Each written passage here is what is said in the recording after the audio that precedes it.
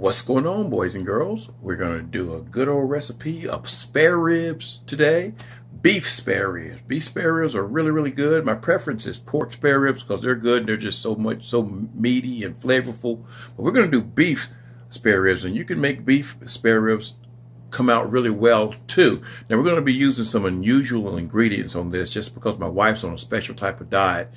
So we're going to it always comes out good, you know. I guess when she goes on one of these diets, I go on one of these diets too, but I can make the food taste good. So that's all that counts, right? Let's get to it.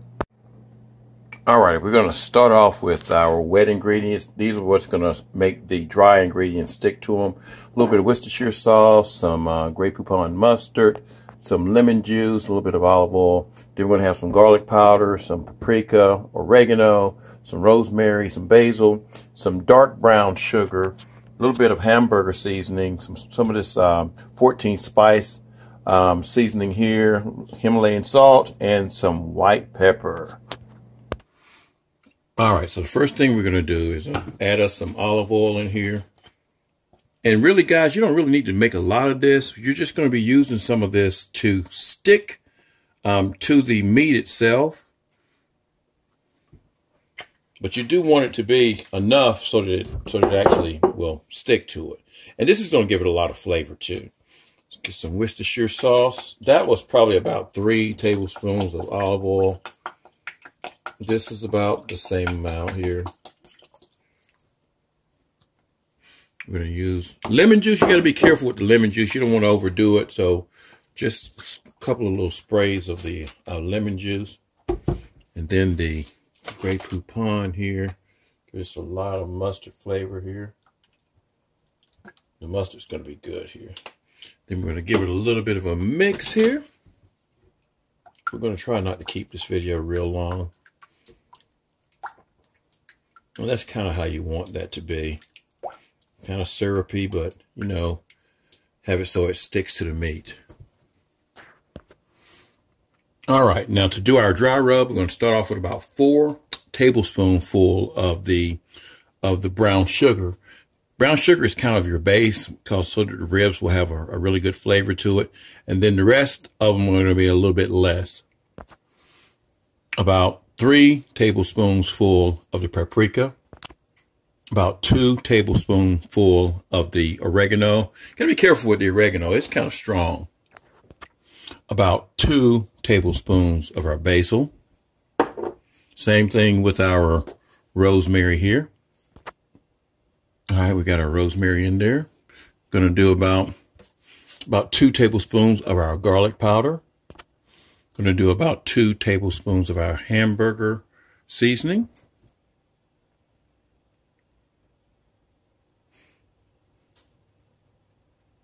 Trying to keep the video short, so I'm not going all the way through. About 2 tablespoons of our 14 spice. That's probably a little bit more, guys. Again, this is just going to give it flavor. And then, you know, some of this stuff, like this right here, I don't think it has salt in it, but the hamburger seasoning does. So you just got to be careful using your Himalayan salt right here. You don't want it to over salt. And I used about a teaspoon of the Himalayan salt and a teaspoon of the white pepper. We're going to mix this all up. Now, guys, what I'm doing, because the brown sugar had some lumps in it, I'm gonna process this a little bit, or just grind it a little bit till we don't have those lumps in the brown sugar. You can put it in the microwave for a little while. Brown sugar tends to clump if you don't use it for a while, and this one had done that. Oh, heck yeah, that makes a big difference right there. All right, let's get to it. And I'm telling you guys, when I ground those spices up in there, you can really smell it now. This meat's going to be so good. All righty, let's get to the fun part here. We're going to get our meat here and pour some of our marinade on it. And you're going to have to get your hands wet this time, guys, because you want to cover all this stuff with this. So I'm not going to show you all of it, but I'm going to get my hands dirty here. And we're just going to make sure all the meat is covered with the marinade. I tell you, that was messy. But they're all coated now, and now we're gonna put the dry marinade on top of it. All right, you're gonna do the same thing with the dry rub. I mean, that rubbed out real good right there. All that stuff is covered. Dry rub is gonna be, I think it's gonna be a little bit different, but we're gonna get it mixed up anyway. All right, guys, it is messy, but it is worth every bit. I had to put some gloves on this time because it was real messy. Now we're gonna put this in a roasting pan and just get them in there. Try not to top them on top of each other, but I think our roaster's gonna be big enough to do it. Oops. All righty, we're gonna spray the roaster with a little non-stick spray, and then we're gonna pop it in the oven at 275 degrees. All righty, we got them in there, and we're gonna put this in the oven for about 3 hours, guys, at 275 degrees.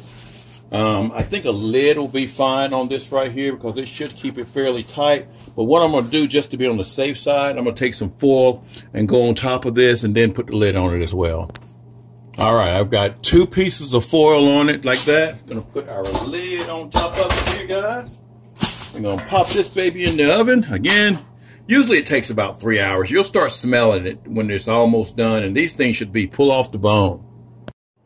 All righty, when you get down to about the last 30 to 40 minutes of your ribs cooking, we're going to do some mashed cauliflower. Now, I've done mashed cauliflower before in the past, guys, and I'll try to include a link in this video right here. It's like an alternative to potatoes. I've already cut the stalks off the cauliflower, and we've got the water over here starting to boil. Alrighty, another little side dish we're going to have is some stir-fried squash and onions with some bell peppers and some onions. We're just going to use, you can use soy sauce if you have soy sauce at home, guys. We don't do the soy. Well, my wife doesn't do the soy. We're going to just use some of this delicioso. Goes good on everything. And this is just a combination of Himalayan salt, garlic, onion powder, and white pepper. Alrighty, after boiling that for about an hour, not an hour, good Lord, about 30 minutes or so, it's nice and tender, see there? We drained out the water. We're gonna add some sour cream here, guys. There's not a whole lot of sour cream in here. This is at the end of this, so.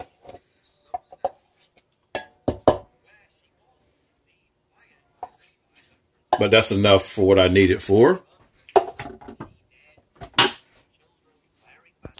Okay, we added about 3 tablespoons of butter and about a half a cup of Philadelphia cream cheese. This right here is actually the chive and onion kind right here, but you can use the regular kind. You can use the kind that's got jalapeno in it. We're going to take the masher. We're going to take the masher, but we're also going to add some seasoning to it. So this is just salt, pepper, onion powder, garlic powder. Again, you can use whatever type of seasoning you want to use. Tony Satchery, some cayenne pepper. Just kind of make it yours, guys. And just kind of mash it up here. Get everything all incorporated here.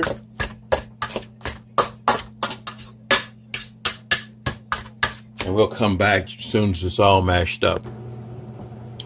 All right, guys, that is delicious. What I'll do sometimes, I'll take a little bit of Grey Poupon, and for some reason, it gives it a taste like mustard potato salad.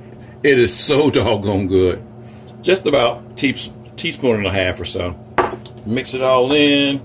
So this is done, guys. That's just how easy that is to do. Very, very easy to do. All right, let's go over to our stir fry. All righty, we're going to add our onions in here first.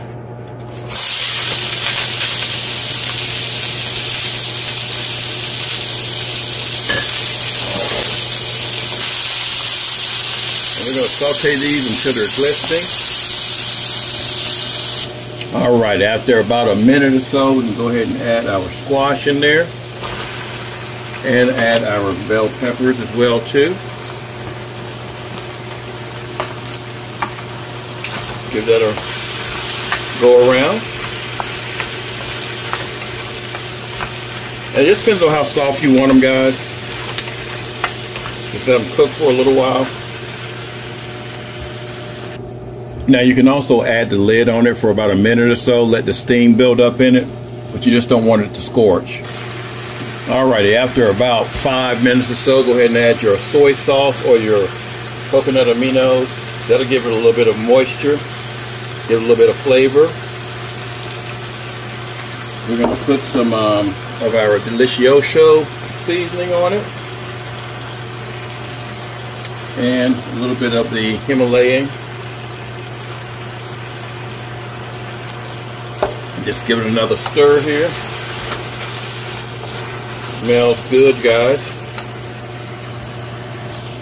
Alright guys, what I did is I put the lid on for about 3 minutes. It's at the consistency I want it to be at. We're going to turn off the heat. And again, if you want it to be softer, you can. We want these to kind of have a little bit of a crunch. And we've got them to right where we need them to be. Now let's check on those ribs. Alright, here we go, y'all. Just took it out of the oven. Of course, the lid's going to be hot.